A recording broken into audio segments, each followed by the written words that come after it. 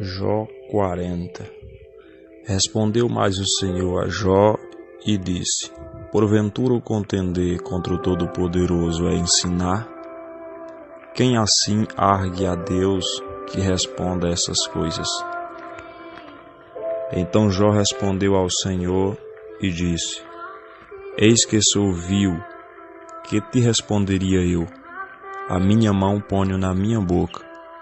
Uma vez tenho falado e não replicarei, ou ainda duas vezes, porém não prosseguirei.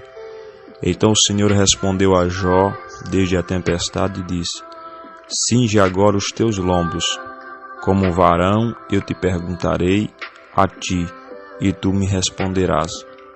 Porventura também farás tu vão o meu juízo, ou me condenará para te justificares? Ou tem braço como um Deus, ou pode trovejar com voz como a sua. Glória a Deus. Eu entendo nessa palavra que quando Jó ele começa a cair na prova, quando Jó ele começa a passar pela provação, não está acontecendo na vida de Jó uma coisa comum, uma coisa que as pessoas poderiam olhar para a vida de alguém, ver todo dia alguém passando por uma prova, assim como Jó começava a passar pelaquela prova. Só que a coisa na vida de Jó foi tão repentina que nem mesmo Jó conseguia entender porque ele estava caindo naquele estado de grande miséria. No momento que os seus amigos vêm visitar Jó, aqueles 3 sacerdotes, eles olham para Jó, não conseguem entender o que está acontecendo com a vida de Jó, mas teve uma coisa que eles fizeram que magoou muito a vida de Jó, que foi dizer: Jó, confessa o teu pecado, porque nós nunca vimos um justo passar pelas coisas que você está passando. Confessa o teu pecado. Eles não entendiam o que estava acontecendo com a vida de Jó. E o próprio Jó, a Bíblia diz que ele vai amaldiçoar o seu nascimento, no capítulo 3.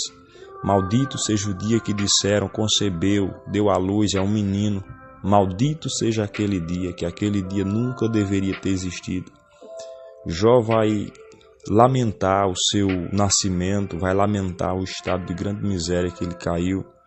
E no momento que Jó e Elifaz, Zofar, Bildade e seus 3 amigos começam a conversar, tudo que Elifaz, Zofar, Bildade tinha a falar para Jó era que um homem justo não poderia cair naquele estado de grande miséria.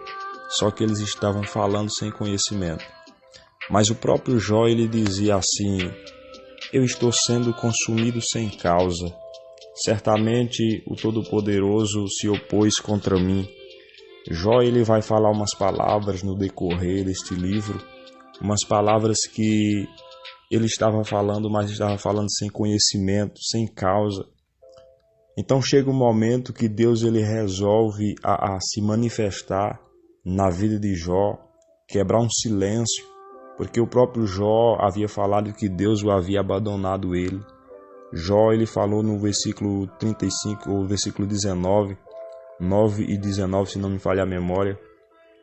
Ele vai relatar e lembrar: quem me dera aquele tempo em que eu era reverenciado, o tempo em que eu era os pés dos aleijados, o tempo em que os meus filhos estavam comigo. Quem me dera aquele tempo em que o Senhor estava comigo. Jó estava dizendo que o Senhor o havia abandonado. Só que aqui no capítulo 40, nós vamos ver uma resposta do Senhor a Jó. Nós vamos ver o Senhor respondendo a Jó. Então o Senhor diz assim a Jó: porventura o contender contra o Todo-Poderoso é ensinar? Quem assim ergue a Deus que responda a estas coisas? A Bíblia relata que A Bíblia diz que Deus vai questionar a Jó. Porventura o contender contra Deus, o Todo-Poderoso, é ensinar? Quem assim ergue a Deus que responda a estas coisas? Então Jó responde ao Senhor e diz: Eis que sou vil, que te responderia eu? a minha mão ponho na minha boca. Jó estava começando a entender o propósito de Deus na sua vida, porque Jó dizia assim: o Senhor está me consumindo sem causa, eu sou um justo, eu não tenho praticado pecado, não tenho praticado adultério, eu não tenho desejado a mulher do próximo, não tenho andado nas casas em porta. Mas só que aqui o Senhor vai falar para Jó e Jó começa a entender, Jó começa a compreender. O Senhor fala para Jó: porventura o contender contra o Todo-Poderoso é ensinar, Jó? Quem assim ergue a Deus, que responda a estas coisas? Então Jó diz para Deus: Senhor, não tenho nada a responder. Eu prefiro colocar a mão na minha boca. Eu prefiro ficar calado. Eis que sou vil, eis que eu sou desprezível. A minha mão põe na minha boca. Uma vez eu tenho falado e não replicarei, e ainda 2 vezes, porém, não prosseguirei.